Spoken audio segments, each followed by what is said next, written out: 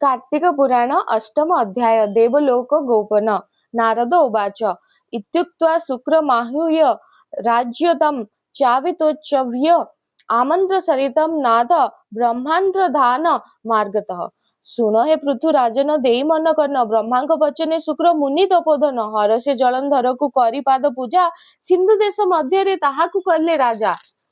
इंद्र अपजसे तांको जन्म अटई अनेक संपद लाभ करे सिंधु साई विधातांक बर पाई बले बलियान शुक्रंकर तहु शिक्षा कले शास्त्र ज्ञान बले बलियार होई दिग विजय कला संकल संपद आनी राज्य ठूल कला सिंधु देश नरपति नाम जलंधर काहारिकी केतेबेले न कला खातिर नारायणक भय रे असुर सकल तळपुरी लुचि रही बंचुथांती काल शुक्रंक आदेश पाई से सर्व असुरे आसी पर बेश जलंधरंक पासरे हेति प्रहेति आघा शकुनी शंखा सुर शुंभ निशुंभ गज श्रवण बणासुर विप्रचित वज्रमाली वृषप्रभा काशी घस्मर घस्त कुंभ कर्कश अश्वपति मय दानव सहित अग्निकीर्ति माळे खड्ग रोमा महावीर समस्ते आसिले वज्र द्रष्ट शुक्र भानु विवादी पिशुन वृषपर्व वज्रतनु दुष्ट राजागण दुर्गति की भय करी सकल असुरे शरण पशिले जलंधरक पୟରେ देखिन सागर सुत मानि क्षोभ कले बंधु सोदर पराए सबुଙ୍କୁ मणिला संपद माने नहीं दे रखिला निज पास जेउ रूपे शुक्रमंती बहिले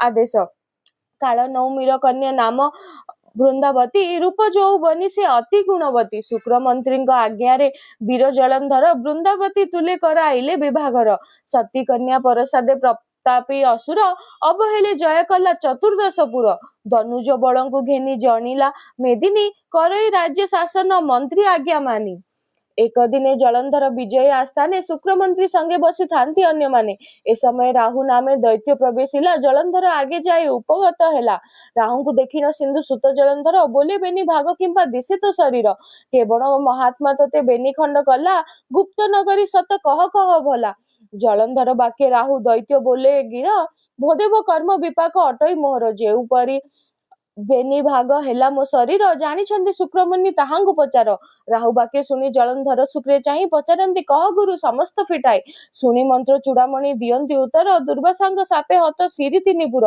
संपद आशारे सुरा सुरे हुई मेल मंदिर मंथिले जे सपुत सिंधु जल क्षीरसागर मंथनु लक्ष्मी हेले जात पुष्पक रथ सुरादि औषध सहित पारिजात पुष्प उच्चे श्रेवा ऐरावत कौस्तुभ मणि अणिमा आदि हेला जात समस्त द्रव्य को विष्णु रखिले भंडारे आपणे विवाह होइले लक्ष्मी सगरे सुधा बांटी देवा पाई कले कौशल पत्र पारी देवासुरे बसिले सकल माया मोहिनी रूप को धरिन श्री हरि सुधा परसंती देवता को चिन्ह करी जानी सुनी विष्णु करिछंती पक्षपात जानिला कणपसुत राहु नाम दैत्य विचक्षण बुद्धि साची देवता मले बसिन सुधा भकिला आपण कौशले यहा देखि कोपित होइले नर हरि चक्रे राहु को छेदिले बेनी खंड करी अमृत भकी थिबारु मृत्यु न होइला हृदय ठारु शरीर बेनी खंड हैला यहा देखि बइली दैत्य आती जेते थिले देवंग सहित बहु युद्ध आरंभिले देवतांक सपक्ष अटंती नारायण तांकु की जानी पारिबे असुर सैन आपणे गरुड़ पृष्ठे बसी नारायण अनेक निशाचरंकु कले निषुदन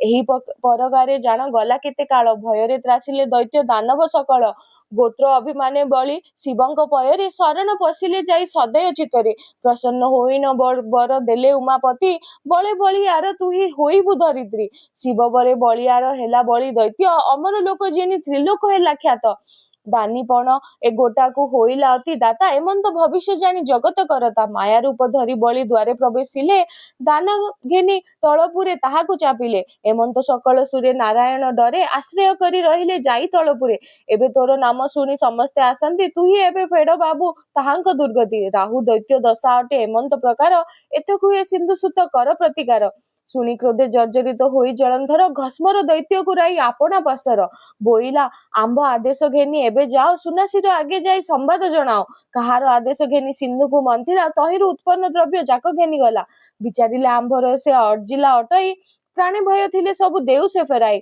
जाओ जाओ जाओ जा विलंब आउ करिबाकु नाही न बुझी विचारी द्वंद्व करिबा कि पई आज्ञा पाइन घस्मर तत्क्षणे गला अमर बारस्वती रे जाई प्रवेशिला सिंह द्वारे द्वारपाल माने थिले रही ସିଂହ ଦ୍ୱାରେ ଦ୍ୱାରପାଳ ମାନେ ଥିଲେ ରହି ଘସ୍ମର ବୋଲେ ଇନ୍ଦ୍ରଙ୍କୁ ବାର୍ତ୍ତା କହଯାଇ। ଏହା ଶୁଣି ଦୂତ ତହୁଁ ବହନେ ଚଳିଲା। ଇନ୍ଦ୍ର ରାଜା ଆଗେ ଯାଇ ସମ୍ବାଦ କହିଲା। ସୁରପତି ଆଜ୍ଞା ଦେଲେ ଡାକି ଆଣ ତାକୁ, ଆସିଛି କେଉଁ କାରଣେ ବୁଝିବା କଥାକୁ। ତହୁଁ ସେ ଘସ୍ମର ଦୈତ୍ୟ ଭିତରକୁ ଗଲା, ସିନ୍ଧୁସୁତ ଦୂତ ମୁହିଁ ଆସିଛି ବୋଇଲା। ସିନ୍ଧୁସୁତ ଜଳନ୍ଧର ଭୂପତି ମଣ୍ଡନ, ଶୁକ୍ରମନ୍ତ୍ରୀ ତଦାରଖେ କରଇ ଶାସନ। ତାହାଙ୍କ ସମ୍ବାଦ ଘେନି ଆସିଅଛି ମୁହିଁ, କହୁଅଛି ଶୁଣ ତେବେ ଆହେ ସୁରସାଇ। ପୂର୍ବେ ସୁରାସୁର ମିଳି ସିନ୍ଧୁକୁ ମନ୍ଥିଲ, ତହିଁରୁ ଅନେକ ଦ୍ରବ୍ୟମାନ ପ୍ରାପ୍ତ ହେଲ। ସେ ସମସ୍ତ ଦ୍ରବ୍ୟମାନ ରଖିଛ ଲୁଚାଇ, ଅସୁରମାନଙ୍କୁ କିଛି ଭାଗ ଦେଲ ନାହିଁ। ବିଚାରିଲେ ଜଳନ୍ଧର ସାଗର ନନ୍ଦନ, ତାହାର ଅର୍ଜିଲା ସିନା ଅଟଇ ସେମାନ। ଦେଇଛି ଆଦେଶ ସବୁ ଦ୍ରବ୍ୟମାନ ଧରି, ସିନ୍ଧୁ ରାଜାଙ୍କ ନିକଟେ ଚଳ ବେଗେ କରି। ଫେରାଇ ଦେଇ ତାହାରେ ପଶ ଯା ଶରଣ, ନୋହିଲେ ସେ ତୁମ୍ବ ତୁଳେ ଆରମ୍ଭିବ ରଣ। ଏହା ଶୁଣି ସୁରପତି ରାଗରେ ଜଳିଲେ, କିଙ୍କର ଗଣକୁ ଚାହିଁ ଏହି ଆଜ୍ଞା ଦେଲେ। ମୂର୍ଖ ବଣ ବହି କେନେ କହୁଛି ବଢାଇ, କେଶ ବାଳ ଧରି ତାକୁ ଦିଅ ଘଉଡ଼ାଇ। ବାସବ ଆଜ୍ଞା ପ୍ରମାଣେ ସେ କିଙ୍କର ଗଣେ, ଧରମାର ବୋଲି ରାଗେ ଉଠିଲେ ତକ୍ଷଣେ। ମୁଣ୍ଡ ବାଳ ଧରି ତାକୁ ହାବୁକା ମାଇଲେ, ନଗର ଭପାନ୍ତି ନେଇ ତାକୁ ଛାଡ଼ିଦେଲେ। ପରାଭବ ପାଇଣ ଘସ୍ମର ପଳାଇଲା, ସିନ୍ଧୁସୁତଙ୍କୁ ଯାଇନ ସମ୍ବାଦ କହିଲା। ଶୁଣି କରି ଜଳନ୍ଧର ହେଲେ କୋପଭର, ଶୁକ୍ରମନ୍ତ୍ରୀଙ୍କି କହିଲେ ବିଳମ୍ବ ନ କର। ଅବିଳମ୍ବେ ସୈନ୍ୟ ସାମନ୍ତ ସଜ କର, ଇନ୍ଦ୍ର ରାଜା ତୁଲେ ଯାଇ କରିବା ସମର। ଶୁଣି ଶୁକ୍ରମନ୍ତ୍ରୀ ସୈନ୍ୟ ଗଣଙ୍କୁ ଅନାଇ, ସଜ ହୁଅ ସ୍ୱର୍ଗପୁର ଯିବା ଯୁଦ୍ଧ ପାଇଁ।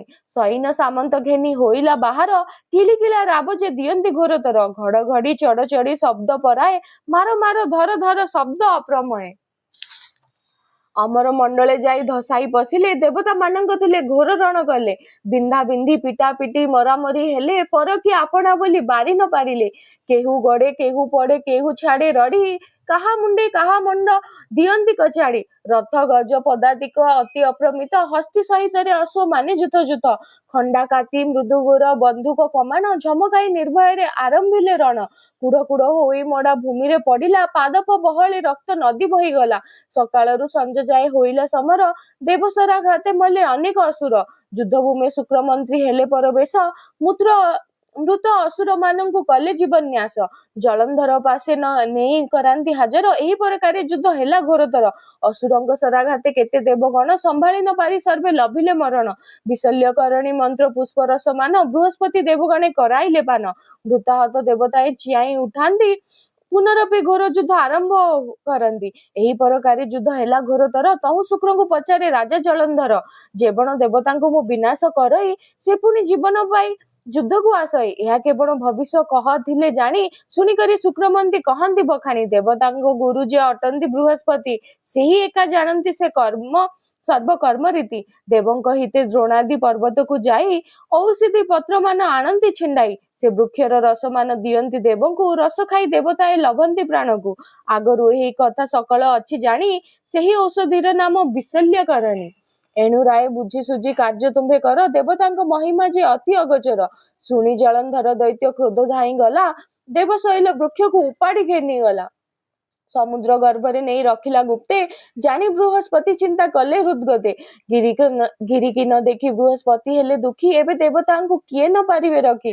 ଈଶ୍ୱରଙ୍କ ଠାରେ ଇନ୍ଦ୍ର ଦ୍ରୋହ କର୍ମ କଲା, ସେ ଘେନି ସିନା ଦୁର୍ଯୋଗ ଆସି ଉଦୟ ହେଲା। ବୃହସ୍ପତି କହୁଛନ୍ତି ଶୁଣ ଦେବଗଣ, ଦ୍ରୋଣାଦି ଗିରି ଅଟଇ ଆମ୍ଭର ଯେ ପ୍ରାଣ। ନାନାଦି ଔଷଧ ତହିଁ ମଧ୍ୟ ଅଛି ପୁରୀ, ତାକୁ ଯାଇ ସିନା ଆମ୍ଭେ ଆଣୁ ଚିହ୍ନି କରି।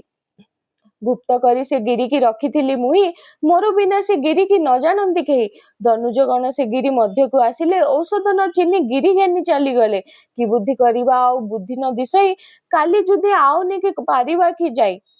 ଜଣାଯାଏ ସେ ସାଗର ସୁତ ଜଳନ୍ଧର, ଅବଶ୍ୟ ଯୁଦ୍ଧେ ଛେଦିବ ସବୁଙ୍କର ଶିର। ଏତେକୁ ଯେ ପରିତ୍ରାଣ ନାହିଁ ଆଉ ଅଛି, ଉପେକ୍ଷିବା ସ୍ୱର୍ଗପୁର ଉଚିତ କହୁଛି। ପଳାଇ ଯାଇ କନକ ଗିରି ଗୁହା ପରେ, ପ୍ରାଣକୁ ବଞ୍ଚାଇ ଲୁଚି ରହିବା ସେଠାରେ। ବିଷ୍ଣୁଙ୍କୁ ସୁମରି ତହିଁ ନିଶ୍ଚିନ୍ତେ ରହିବା, ହେଉ ବୋଲି ସନ୍ମତ କଲେ ସର୍ବଦେବା। ବୃହସ୍ପତିଙ୍କ ବଚନେ ସର୍ବଦେବଗଣ, ସ୍ୱର୍ଗପୁର ଛାଡ଼ି ତହୁଁ ଗଲେ ପଳାୟନ। କାଞ୍ଚନଗିରି କ୍ରୋଟରେ ଯାଇନ ଲୁଚିଲେ, ଅନ୍ତର୍ଯ୍ୟାମୀ ପୁରୁଷଙ୍କ ପାଦେ ଧ୍ୟାନ କଲେ। ଦେବତାଙ୍କୁ ନ ଦେଖିଣ ସେ ଦନୁଜ ବଳ, ଅମରପୁରକୁ ମାଡ଼ି ବସିଲେ ସକଳ। ଆନନ୍ଦରେ ବିହରନ୍ତି ସ୍ୱର୍ଗ ଭୁବନରେ, ତାହାଙ୍କ ଶରଧା କେହୁ କହିବ ମୁଖରେ। ପୁରେ ପୁରେ ପଶିଯାଇ ନିଶାଚର ଗଣେ, ଦେବତାଙ୍କ ପଣ ଆବୋରିଲେ ଜଣେ ଜଣେ। ତେଣେ ଦେବଗଣ ଗିରି କ୍ରୋଟରେ ରହିଲେ, ପ୍ରାଣ ଭୟ ବିଷ୍ଣୁଙ୍କର ପାଦ ଲୟ କଲେ। ସେ ପ୍ରଭୁ କମଳାକାନ୍ତ ଶଙ୍ଖଚକ୍ର ପାଣି ସେହି ଏକା ଅଟନ୍ତି ଯେ ଏଥକୁ କାରେଣି। ସେ ପ୍ରଭୁଙ୍କ ଶ୍ରୀ ଚରଣେ ଚିତ୍ତମତି ଦେଇ ଦିନହୀନ ନାକପାଳ ଶରଣ ବସାଇ। ଇତି ଶ୍ରୀ ପଦ୍ମପୁରାଣ ଉତ୍ତରଖଣ୍ଡେ कार्तिक पुराणे देवलोक गोपन चरित कथने भक्त नाकपाल कृते नाम अष्टम अध्यायः।